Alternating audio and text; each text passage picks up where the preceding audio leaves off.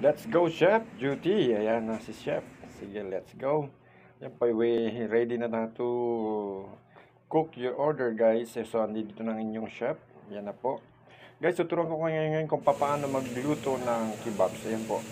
Quick lang po yan. Quick, sandali lang po yan. Kailangan po yung inyong pan-grilled ay napakainit po niyan. Kailangan na mainit po. Kailangan meron po siyang grills yan para magkaroon po siya ng mark ang inyong kebab. Sandali lang po yan kasi beef po yan ginamit natin na kebabs. Kaya kailangan sandali lang po yan lutuin para mas juicy yung ating vegetables pati po yung ating meat na ginamit po dyan. So yan po, sandali lang po yan, kailangan po yan ay napakalambot po ng ating karne. Magkaroon lang ng mark ang ating mga vegetables pati po yung meat natin, okay na po yun kasi kailangan po yan juicy sa loob at crunchy po ang ating vegetables. Pero dyan na po ang ating meat.